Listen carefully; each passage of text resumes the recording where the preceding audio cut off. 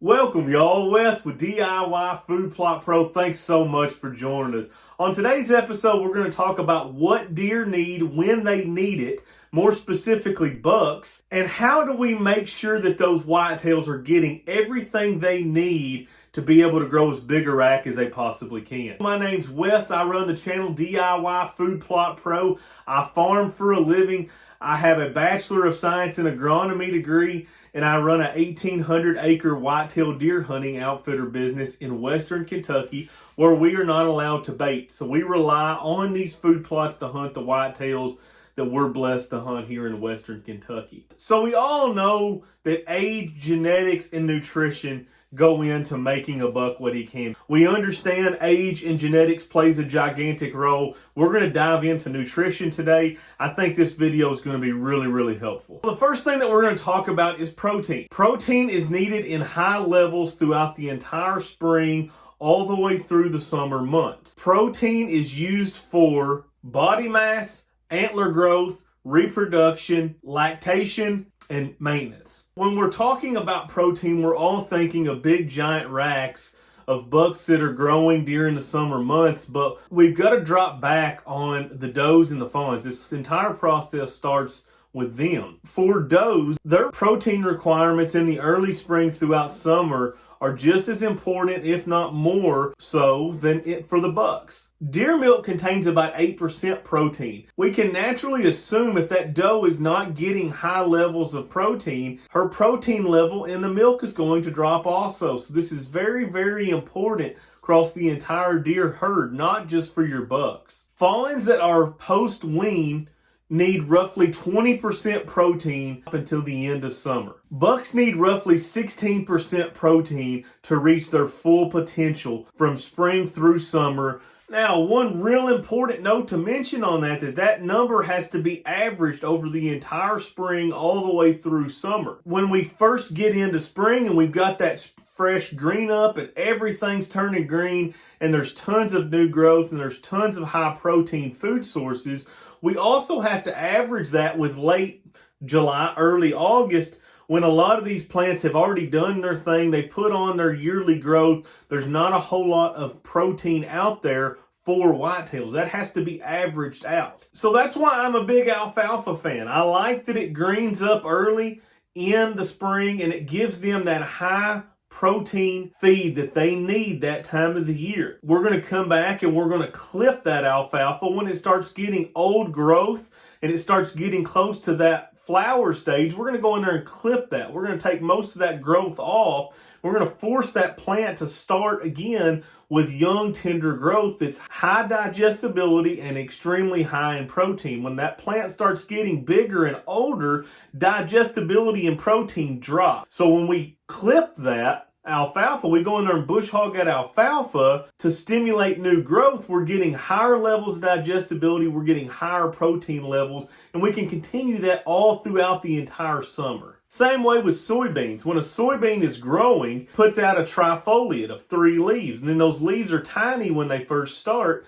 They get great big, and then all of a sudden it throws another trifoliate out. It's constantly putting on new growth, and that is what those whitetails need during that summertime. There is a direct correlation between Boone and Crockett class deer being harvested and fertile soils. I was doing a lot of research on this today. From my ag degree, we have studied the different soil types across America. The best soils in the United States are in the areas where we consider top Boone and Crockett class deer areas. Black dirt, Iowa, northern Illinois, northern Missouri, Indiana, Ohio. Those areas are known for throwing giants out, right? Also, those are the most fertile soils in the United States. There's a direct correlation to that.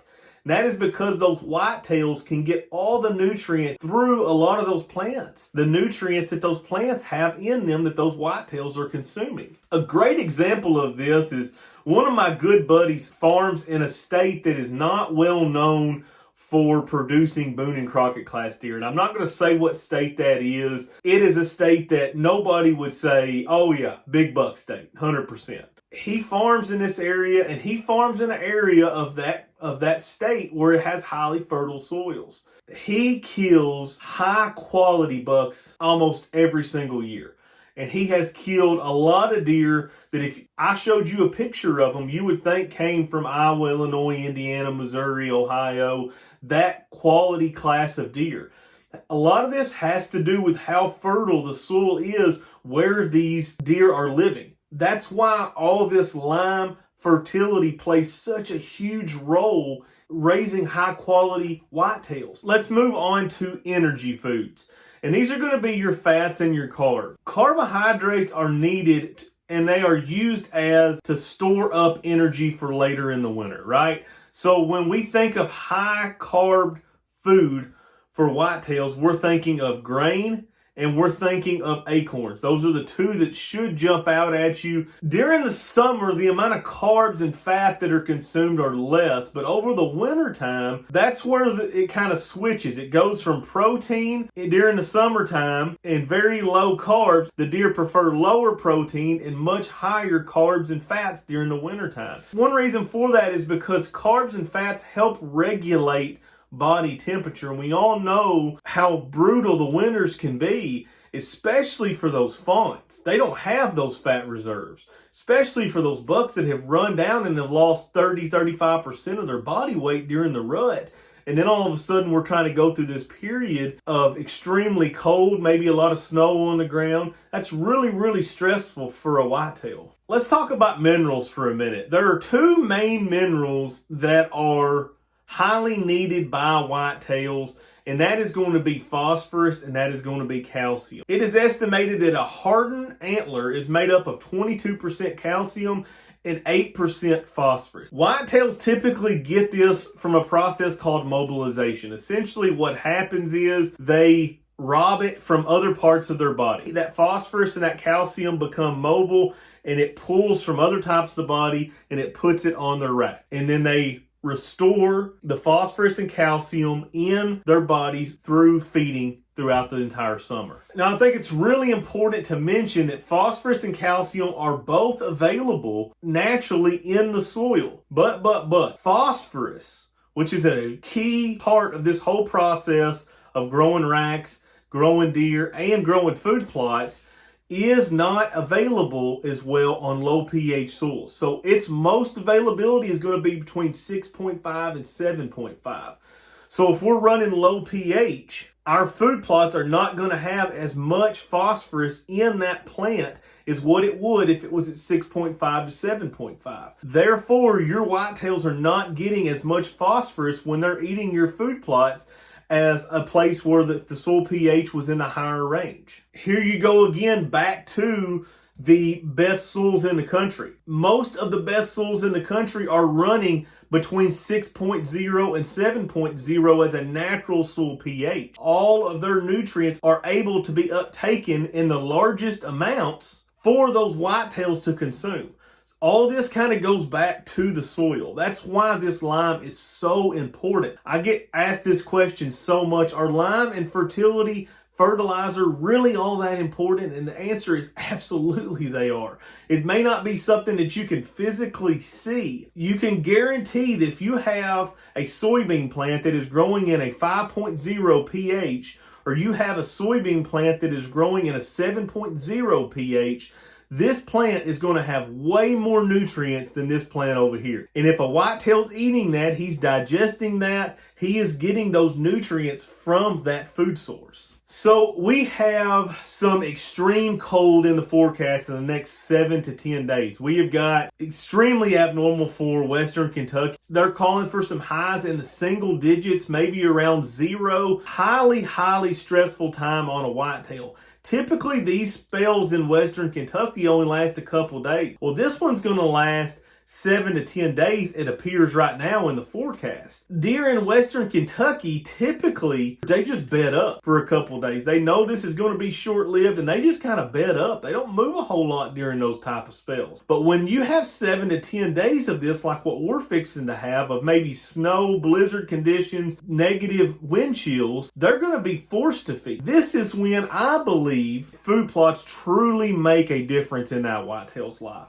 I have a ton of standing corn on these farms that I planted for hunting and for this reason right here. When a whitetail is the most stressed is right now. He is run down from the rut. He has no fat reserves left. He is trying to build back, and you've got wintertime coming in a bad way right now. He needs a lot of carbs and fats, and he needs an awful lot of them. And right now, my standing cornfields are going to provide a ton of feed to help these whitetails get through this winter. My pictures are blowing up right now on these standing cornfields. No question about it. There is a ton of deer utilizing these right now. They know this storm is on the way, and they are trying to get those fat reserves built back up. As food plotters and as land managers, we all are definitely interested in the hunting aspect of it. But in my opinion, this is just as big a part as the hunting. Find the need. Find what area that they are having a limiting factor on and fix that void. If you need extra help on your food plots, I have got a website set up, www.diyfoodplotpro.com. It's a subscription-based service where you can text or email and ask me questions about your food plots. I will answer them. If you're looking for advice, if you're looking somebody to run ideas off of, if you're looking for help in your soil, fertility, any of those type of things are covered in the program. Have a monthly and a yearly subscription. If you're interested in that, reach out at www.diyfoodplotpro.com. I hope you found this video helpful. Smash that like and subscribe button if you have.